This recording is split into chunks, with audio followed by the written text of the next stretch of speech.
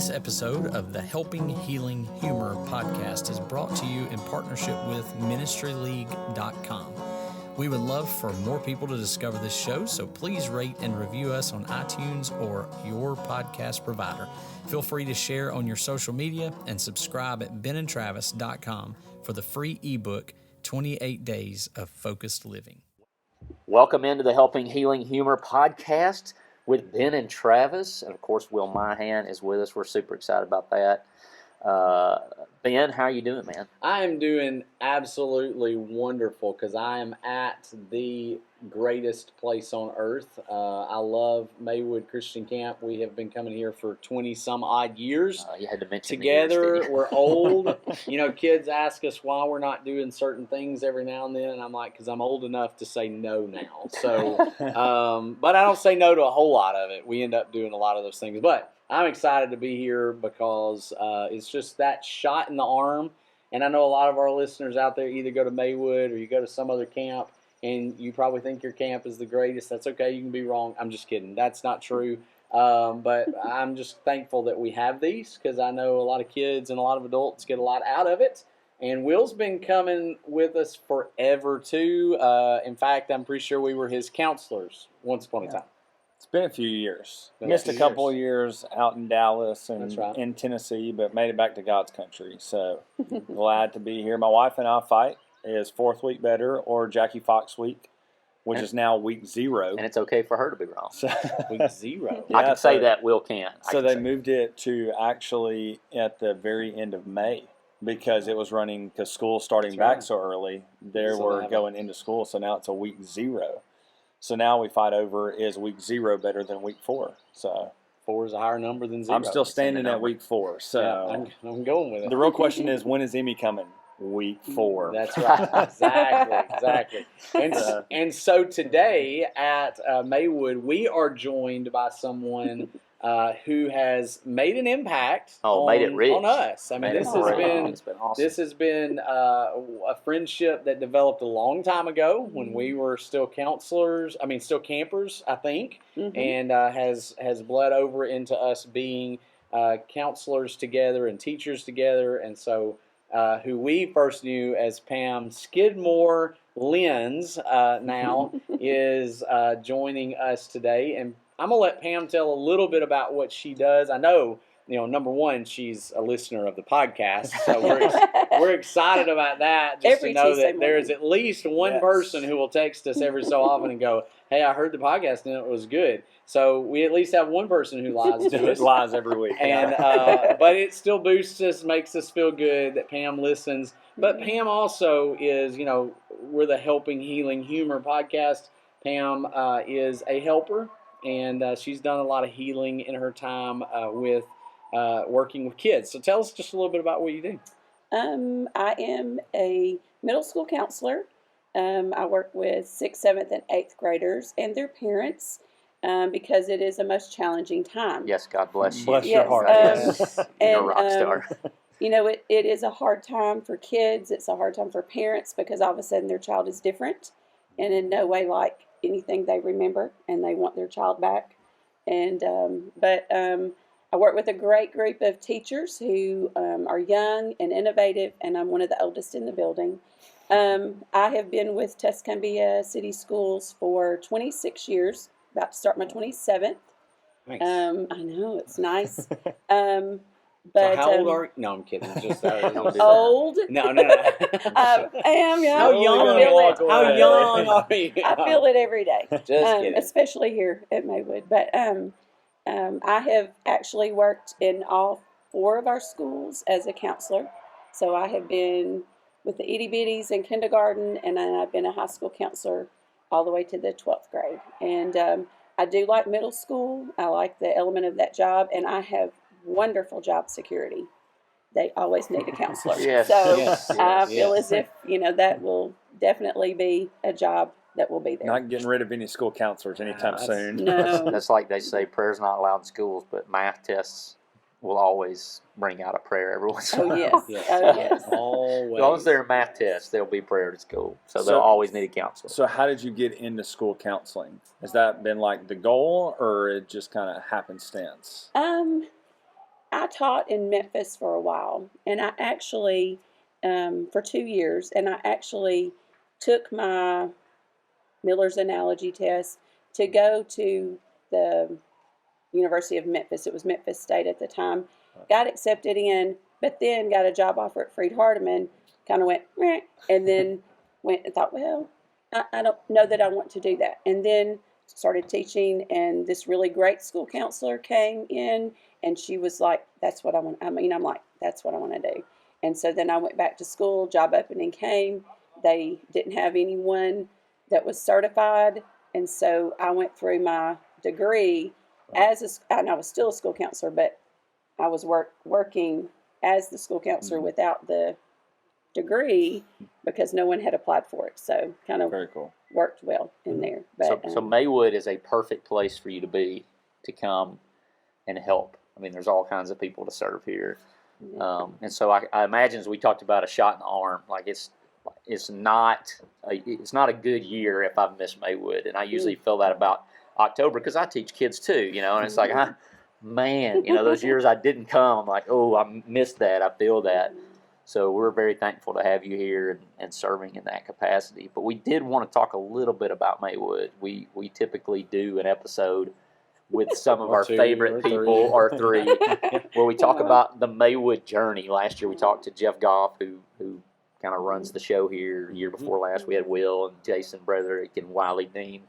Special guest that showed up surprisingly. He almost just showed up. He almost showed up. He was just about to. I think he saw the light and it ran. So now we have Pam. So tell us a little bit about, and I think most of our listeners probably have a Christian camp they went to, and so hopefully you've got that near and dear to your heart. If not, we encourage you to go serve and join in that ministry. And as you probably can hear, we are at camp, so you're going to hear screaming and yelling from the volleyball court or cars water driving running, by. Cicadas, all sorts of stuff. So you get a little bit of atmosphere if you can't be at one this summer. We're bringing a little bit of peace to you. But, Pam, if you could share with us maybe some spiritual things that you've experienced here at camp or other camps. It doesn't have to be Maywood, although we're kind of sticking with the Maywood theme. I know you go to Horizons at Freed. I do, yes. And serve there. But, if there's something about Maywood, I know if you're like me, that's like a big, long list that we could spend the rest of the day talking about. That's to like narrowing there's it down. something. Do you know about how long you've been at Maywood? How long have you been coming to Maywood? I came when I was 10. Probably came about 4 years in there.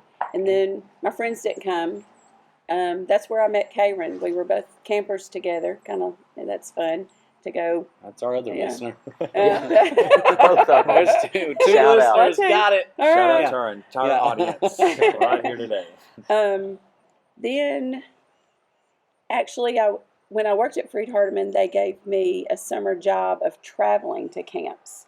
And that had to be one of the best things for me because I was That's cool. an introvert. And What? I know. Yeah, when did that happen? Well, when it did was that change occur? all before that because I walked into camps from Florida to Georgia, all over, and I didn't know anyone. So I was forced to start talking to people. Yeah. I did not die. That's and awesome. my tongue, nothing fell off. Yeah, I mean, I'm like, thankful. I'm good. Yeah. I know. I was like, this is really good. The shocker is that not everyone, some people dress up at camp. And I really struggled with that at first because I'm like, Maywood, I was like, I wear my grungy. I brought all that and I went to a camp that I'm not going to name. And I'm like, they're all dressed up. Y'all. You went to Wiregrass, didn't you? I'm just kidding. See, told you. They do. They dress up at They Wiregrass. do. They dress I up. like Wiregrass. I do too. It was but beautiful. at night, they always dress up for the I had meals and nothing stuff. to And it A was- little wear. little shift liked in it. thinking. Love you, Look at Wiregrass people. I Just know. saying. It was A little great. closer to But, the equator, though. Yeah, So they are. that dressing up, Yeah. well, when you walk in, at night and you are dressed like I am right now, and I'm like going, You okay. got judgment stares. Well, and then I'm supposed to be recruiting for Freed-Hardeman. I'm like, hello. We all don't dress like this. And please come to Freed-Hardeman. And but we, it was great doing that. And then it was a while when I moved back to Florence, that area, the Shoals area. I had been gone from the Shoals area for about 10 years. So it was about a year or two, and then then it was like they need counselors. And I'm sure that I knew Matt, and I would go to the singings or whatever that was around, and he was like, you need to go to camp. And I'm like, I do need to go to camp. And so then that started. I know that, I don't know how long, because I think I did take a break when I had Caleb. Okay. Because he. But I'm fairly certain you were a counselor during our last couple of years as campers. I remember. So that's getting pretty close to... I definitely remember Travis. Well, that's getting pretty close to 20 years ago. Why would you remember Travis, is what I'm curious. Why? Now we're supposed to be doing the serious spiritual stuff first before you throw me under the bus. Yeah. Go ahead. It is a shocker that I have ever worked with middle schoolers after hanging out with meeting Travis. Yes. Yes. He's running many people I'm not sure when I really met Travis, but I know the time he made an impact on me, because I was turning 30. Traumatic event. And it is very... Turning 30. I remember I was like in that summer, and I was like, oh, I'm turning 30. You just get all, I don't want anyone to call me ma'am. I mean, that's where I was. Now I'm like, call me ma'am, but then I'm like, no, why are you calling me ma'am? So I'm...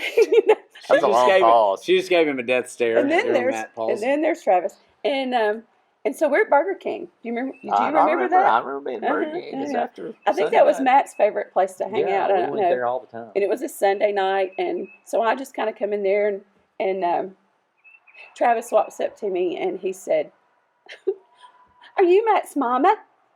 Now, how old is Matt at this point? 2 years younger than me, or less. And of course, I am Matt Gargis, by the way. And then I'm like, it's a wonder he had a head. I'm surprised you survived. There's a lot of things I'm surprised that Travis has survived. That is at the real Actually, close to today the top of during the list. our Bible class, I was like, I can't believe I survived as long as I did. Somebody didn't take me to a body of water, put me on some concrete shoes, and throw me in. So a lot of grace and mercy that's shown to me, especially by our wonderful guests, beautiful, awesome guests. Well, that's that with us was today. just one of those really a great memory, because it's forever been then, hey, Matt's mom, and so it's just funny, and it's one of those times that it just kind of really stabbed when you're like getting old and you don't want to be, and then here comes somebody. And at the time we thought 30 was, we did think it was old, and now we're 40, pretty young, and we were looking in the mirror this morning. Both of us were looking in the mirror this morning and trying to figure out how much gray is in our beard. And don't you go, man, to be 30 again? To be 30 again. It's wonderful in the 30s. Yeah. There's at so least as a transition from my mistake many years ago. Like I said, if you could give us, something that really, either an activity that we do that you look forward to, which once again the list is long, or maybe even a specific event where Maywood has impacted your spiritual, walk, of course. There are many things. I think the singing and hearing those voices come down off that hill, there's nothing like that. The friends that I end up back here with, and then feeling that connection of people where Christianity is very important to them, and you just we don't have that always in our everyday life. I don't. I work around some great people, and it's just a great to be in that family. But I would have to say my favorite thing that I've been doing the last few years is teaching girls. Mm-hmm. And I just love that. First of all, I want the girls to see that it's okay for a girl to teach, to be a leader, mm-hmm. and that's hard for girls. And it's okay to be yourself, and to study the Word and spread the Word. And it may not, and it's different. I think our girls need to hear a female perspective. And no offense to you guys, but a lot of times illustrations are always about male characters in the Bible, and we don't always get on the women unless it's Jezebel. I'm just kidding. I'm just kidding. She's a character in the Bible. I know. But they just it's just a different aspect, absolutely. And we're real emotional people, and then you got to hear that from someone. But I love watching the girls I love it when they tell me things that I didn't think of, and they're showing that they are spiritually strong or that they are mature. Yeah. And I'm like, wow, I was not like you when I was 14. Yeah. And they encourage me tremendously, and that's what I love about Horizons. For a while, I was on the planning portion, and I really missed the teaching portion, and I was kind of glad to get kind of step back out of that, and now I'm back to teaching, and I like that. I like that connection. And sometimes I don't know all their names. I mean, I don't know them, but hearing their comments, they just encourage me more than I don't feel like I encourage them as much as they do. Well, we were in the Q&A today, and the girls get to ask a question, and you just batten down the hatches because they're going to challenge you, and that's good. And they challenge us, and I'm so thankful for that period that we have every day where people get to do those things. And I think it makes people uncomfortable, but in a good way, because once again, a bunch of guys up there on the panel, and it's like, oh, I'm emotional, and they're showing that you can be emotional, and it's okay, and open, and I always look forward to that, because I know there's some girl that's going to come in there and they're going to drop some question, and you're like, that is profound and a mature thing, and it's like, I'm 40 years old and I don't have an answer for it, unfortunately, but it's a journey. We like to use that word, Maywood Journey. And every year when we start doing the Christian Leadership Awards, there's just a laundry list of girls that come to mind, and it's like, you almost hate to give the award to one person because there's so many girls, and there's a lot of guys too. There's but only generally, like 3 or 4. Generally, there's a list this long of the girls. But you go into our churches and you see the same thing. You've got male leadership, but you have a lot of females who hold congregations together. They're the backbone. They are, and I've always kind of jokingly said, but I'm not sure if it's a joke.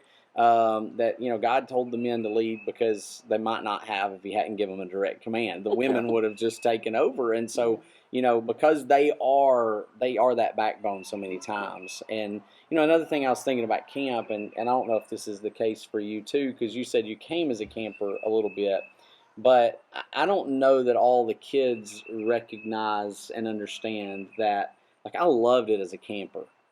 But I'm not so sure that, they said that, like, all these counselors down here are here for you kids. And I was thinking, yeah, I'm here for you. But it's helping me too. I had to kind of take a step back and go, okay, yeah, I am here for the kids. Because I am. But I love that aspect of it, working with them. But I leave, with that shot in the arm, even as an adult. And I think as an adult, it's a smaller group of us who've stayed for that period of time. But all of us kind of leave going, man, I'm blessed to be able to do this with these kids. And when I think about this last year, my 2 favorite weeks of the year, it's Maywood and Horizons. Sometimes they're back to back, and it's a killer. Times, but when I'm done, the other 50 weeks of the year, it's like, you got something to... And it kind of does. And I told the ladies in my Bible class, I said, go to some youth things, because when you become an adult, you really don't get those boosts as much at all. And it's like, just go volunteer at a youth event, and all of a sudden you're like singing. I mean, it's just different. It's freer. I think, like here at Maywood, look at us. There's no makeup. There's you're just you. And so you're more vulnerable, Stinky. And so you'll just kind of, and everyone smells. And I didn't, especially the middle schoolers. Tell me when we can shift to funny. But I remember I visited one time, and I think it was a time that I wasn't here, and I came and visited, and I went up in the stands and sat down, and I'm like, and then I went, that's what we smell like all the time here. I remember going, yes. Oh, yeah, okay. Well, quite literally binds us together in some situations. It's sticky. You're sticky. It's like, for a week, their noses are not going to work. Now, you're teaching in the cafeteria. Yes, the cool spot. And we're doing that would be Isaac's Inn. I had to be reminded of the name again. Fruit of the Spirit, and it's nice. It's pretty much brand new, and it's awesome. Nice. Now you've got, if I understand it correctly, you've got the papers on the wall of all the fruit of the Spirit. And you're explain a little bit of what you're doing, because it's cool. I walked by it a couple of times, like when they finish this old preacher's going to come through and take a couple of pictures and kind of use that. But you're allowing them to kind of, I won't say graffiti because there's paper. Well, I've learned that I can tell kids what I believe, but the best thing is for them to read God's Word themselves. And so many times they just trust what we say, or they follow people so much. And I want them to read God's Word. And so our book this time is just really great. I mean, it's laid out beautifully for what I do. But, we had 4 scripture. They sit in groups, and I do groups with them because so many times they will sit and never talk through 2 hours worth of class maybe. But they're sitting together, and then they have to, someone reads the verse out loud, then they tell what does that verse mean. They write it on a Post-it note, then we share. And they'll do that with all 4 of those verses. Then there's the question, how does this look in real life? And then they work together as a group, then they report it back. I don't do a lot of teaching. I just facilitate. And I will hang on something they say, talk about that a little bit more. And I just want them to read God's Word and know how to apply it in their life, and what does it look like. You sound like a counselor. I know. Yeah. I was about to say, that was one of my, for the people that have never been to Maywood, coming into the mess hall for lunch every day is like, what did Miss Pam put on the wall? Yeah. You know, it's always been something I've gone by. I go that way quite a at. bit. It's kind of like, so, I'm like, glance over, pick up a little something. So, kind of something I've always done. It's like really cool chairs. And I wish you guys had heard his lesson Sunday night. Yeah. My girls keep talking about the chairs, and we keep referring back to the chairs. Where are you? So great way to start off this week. It was a good way to start it off. And I think, that tells you, too, you have more than an impact on just the girls. You have an impact on a lot of the other people who are here, and you have for a long time. And so we appreciate you. Know that you have not only an impact at Maywood, but then you leave here and you go into the city schools and you have an impact there too. And so we appreciate your work. You're the real MVP. So, which is kind of the cool part of camp. If you've never been to camp, it's like the relationships that you form are not necessarily relationships you would form outside of camp. Where it's like, man, I'm learning from the 14-year-old girl's teacher. And it's like, you just don't see that everywhere. Or I'm learning from the 14-year-old girls or the 12-year-old boys or whatever. They're teaching you stuff, and they're, it's like there's almost this level of there's not. There is and there's not. We're divided into some age groups, but everybody hangs out with everybody. Philip Jenkins had the lunch lady thing. I was sharing that with some of our people who were serving, but it's that concept of we're treating everybody, hopefully. That's the intent. And I feel like we do that for the most part, try to treat everybody the same, and you get encouraged by everybody. So give us, if you've got one and can pick one, probably is more accurately, a funny Maywood story that you have. Well, when we were talking about that, I was walking down through the main street, and I had to start okay, what would I even talk about? And I shared one with y'all, but I've actually changed my mind, and I've gone a different direction. Destin Wilson, she also has changed her name since then. And actually, she married your son. She married my son, Matt. Yes. But this is actually where I met Destin, and Destin is one of my very closest friends, so that's kind of cool that we met at Maywood. But we were real stinkers when we were counselors together. We actually got to be over at Mary's Lodge before it was David's Lodge. David's Lodge, our location. but they had us over there, and we had these. She was A, I was B. I don't know. We kind of did that for a couple of years. We were out there a couple of times. Well, she and Matt had started dating, and she had Angela Asbel, Jessica Orick. And I'm really sorry you're here this week, and the name has left me because I'm pressured. And but anyway, she also, and the reason I'm like, we started talking about it, and she was like, I remember when you and Destin were my counselors. And I'm like, we were never counselors together, but we were over there. And I was like, oh. And so I started fishing, and she remembered what we did to them. We knew Destin was liking Matt. They were kind of they were just getting started dating. And so Destin, y'all, she's got a really good mean streak in her. And you don't believe that in her because she, you're thinking she's so sweet. And she is, but she is also real conniving. And I'm too. And so we decided for a day that we were just going to, Matt and I were going to walk around camp and act like we were dating. And, of course, Matt was not as comfortable with it as Destin and I. Destin and I were like, this will be great. And Matt's like, okay. So all we could really get a little more straight-laced Matt. Yeah. With his button-down shirts and ironed before camp. So we're walking down the road, and if I would see Destin's girls, I was like, and Matt and I, we were on purpose walking together, just at different times, and then I said, and I was like, okay, here they are, Matt. I'm going to laugh real hard, and I'm going to put my arm on. So it's my hand on, and so I would go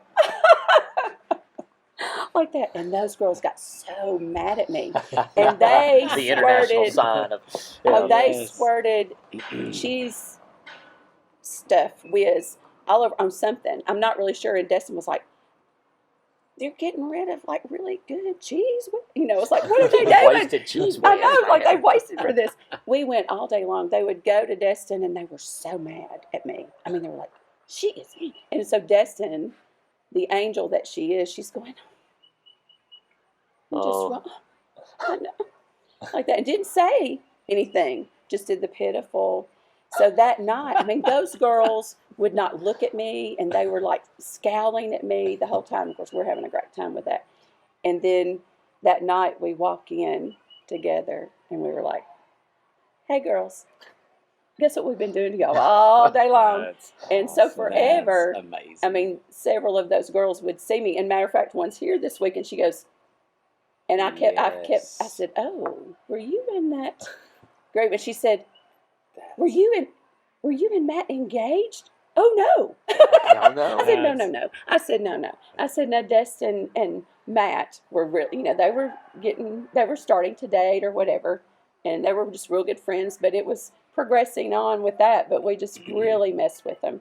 So that's one of my favorites. And Travis was sitting in the corner going, man, she really laughs at her son's jokes a whole lot more than my mom laughs at mine. Under the bus. Yeah. Under the bus. Anyways, that's a good place to stop. Pam, we are so thankful that you joined us. Thank y'all for or at least having these guys are thankful Yes, that you we were joined us. thankful. No, I love you greatly, and even Oh, more let's so when I realized how much grace and mercy you showed me. You realize it then when you're by not letting me have it, like you Middle probably school. should have. So I'm very thankful for that. But thank you, Pam, for being with us. I enjoyed it.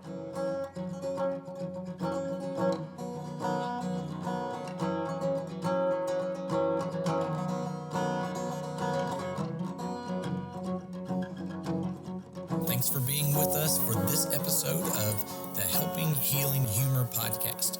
Be sure to download our free ebook, 28 Days of Focused Living, at benandtravis.com and receive all of our Helping Healing and Humor extra content directly in your inbox. We look forward to having you join us at the same Ben and Travis time, same Ben and Travis channel.